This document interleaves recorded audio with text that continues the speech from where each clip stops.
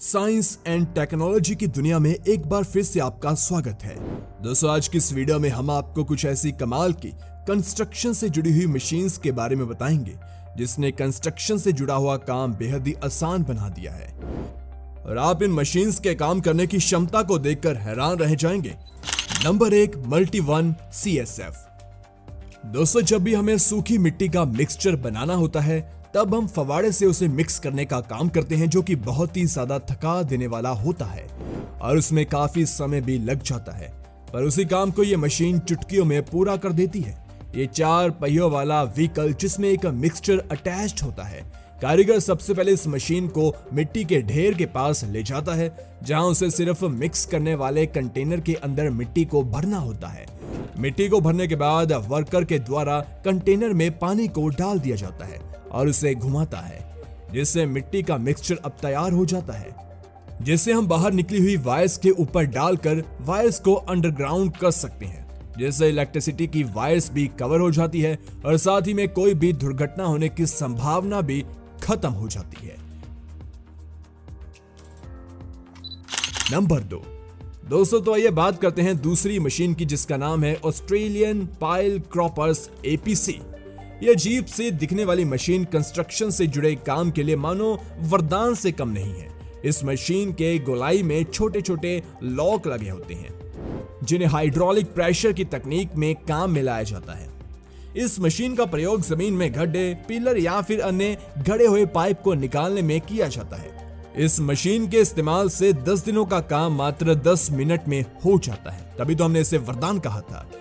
यही मशीन गड्ढों में गड़े पिलर को जकड़कर धीरे धीरे बाहर की ओर खींच लेती है, अंत बाहर की ओर लाकर रख देती है और इस प्रकार यह मशीन धीरे धीरे सारे पिलर को निकाल देती है। नंबर 3। तो दोस्तों, अब बात करते हैं तीसरी मशीन की, जिसका नाम है कंक्रीट कटिंग एंड ब्रेकिंग को।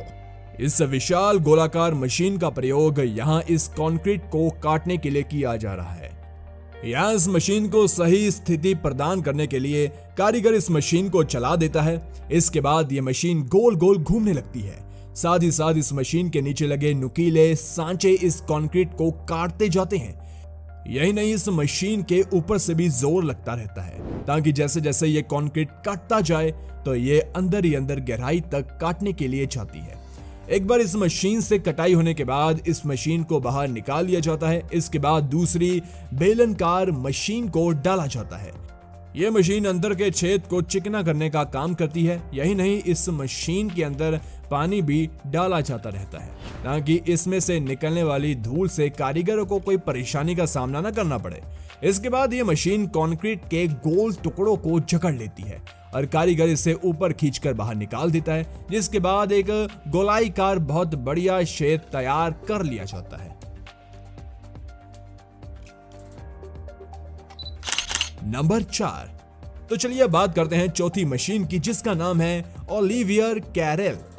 गवर्नमेंट के द्वारा जब भी टेलीफोन की तार या गैस की तार को बिछाने का कार्य किया जाता है तो इस मशीन का प्रयोग होता ही होता है। यह मशीन रोड की खुदाई सही आकार में करती है, ताकि पूरी रोड का नुकसान न हो और रोड में चलने वाले चालकों को कोई परेशानी का सामना करना न पड़े। यह मशीन खुदाई करने के साथ साथ खोदे हुए गड्ढों को भी वापस से भर देती है।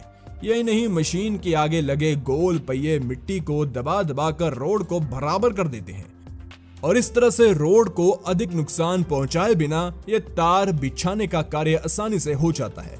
केवल एक ही दिन में एक ही मशीन के द्वारा पूरा कार्य संपन्न हो जाता है। नंबर 5, C24X डिच विच। दीवारों को बनाने से पहले उनका बेस भी बनाना पड़ता है, जिसके लिए यह बनाई गई है मशीन। इस मशीन के आगे वाले हिस्से में एक लंबी सी नुकीली दांत वाली कटाई ब्लेड लगी होती है, जिसकी मदद से यह जमीन में डिच लाइन को बना देती है।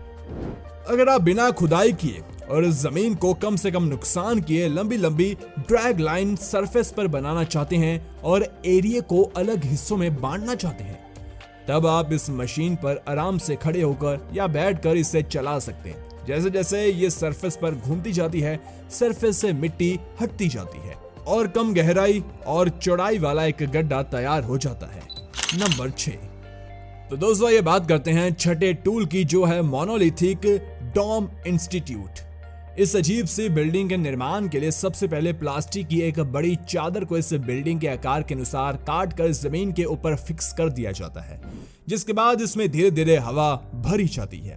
जिसके बाद कारीगर इस फूली हुई प्लास्टिक के ऊपर चारों तरफ सरियों को बिछाना शुरू कर देते हैं और सरियों को पूरी तरह से लगा देने के बाद क्रेन की मदद से प्लास्टिक के ऊपर कंक्रीट के मिक्सचर को डालना शुरू कर दिया जाता है और इसे पूरी तरह से कंक्रीट से ढक दिया जाता है और कुछ दिनों तक इस कंक्रीट को सूखने के लिए छोड़ दिया जाता है। जब यह सूख जाता है तो नीचे लगी प्लास्टिक की चादर को धीरे धीरे निकाला जाता है, जिसके बाद ये ढांचे उसी अवस्था में बना रहता है और एक अद्भुत विशाल बिल्डिंग का आकार सामने उभर आता है, जिसकी बनावट बिना ईंटों के, बिना पिलर के बनी होती है। साथ ही साथ इसके विचित्र आकार के कारण लोग इसकी तरफ आकर्षित भी हो जाते हैं। Number 7, solution with पारिसी।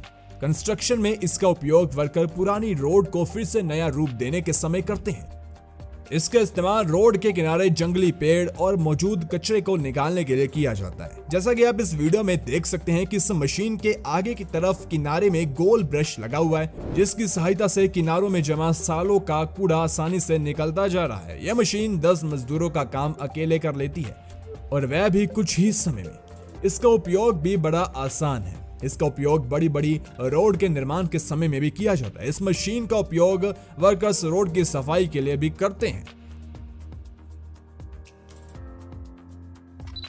नंबर 8, दोस्तों बात करते हैं अब हमारी 8वीं मशीन के बारे में, जिसका नाम है मिक्सिंग बकेट्स।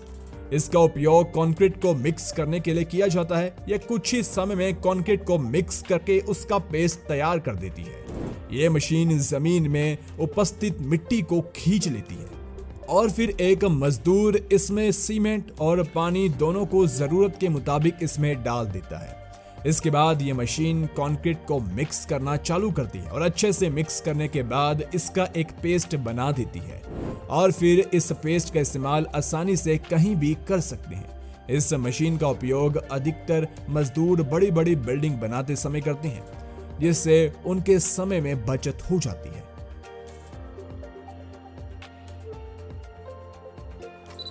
नंबर 9, आइए बात करते हैं 9वीं मशीन की, जिसका नाम है जैक हैमर। इस मशीन का उपयोग जमीन में लगी पुरानी टाइल्स को निकालने और पत्थरों को तोड़ने के लिए किया जाता है।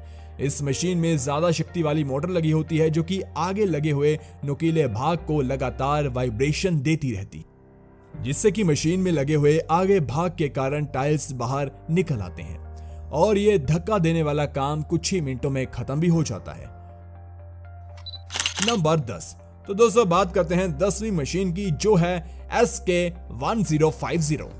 आपने रोड के बीचों बीच या रोड के किनारे गड्ढे के ऊपर लगे ढक्कन को तो जरूर देखा होगा, जो कि गड्ढे को ढकने के लिए यूज में लिया जाता है, जिन्हें अलग अलग कई तरह के रोड में लगाया जाता है। लेकिन अब ये काम नहीं होंगे, क्योंकि टेक्नोलॉजी इतनी बढ़ गई है कि इस मशीन की सहायता से रोड का ढक्कन रोड की सरफेस के आकार का बन जाएगा, क्योंकि ये मशीन रोड को ढककर छोटे से सर्कुलर शेप में एक सर्कुलर क्यूबिक फिटिंग करती है, जिसके उपयोग के लिए बस आपको यहाँ पर रोड का गोलाकार ढक्कन बनाना है।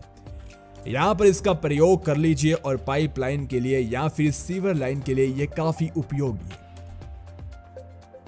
तो दोस्तों, आपको इन कंस्ट्रक्शन से जुड़ी हुई मशीनों में सबसे ज्यादा इंटरेस्टिंग और एडवांस मशीन कौन सी लगी, नीचे कमेंट सेक्शन में हमें जरूर बताएं। अगर वीडियो अच्छी लगी हो तो वीडियो को लाइक कीजिए। ऐसे ही वीडियोस के लिए हमारे चैनल को जरूर सब्सक्राइब कीजिए। मिलते हैं एक और कमाल की वीडियो के साथ। धन्यवाद। ओके।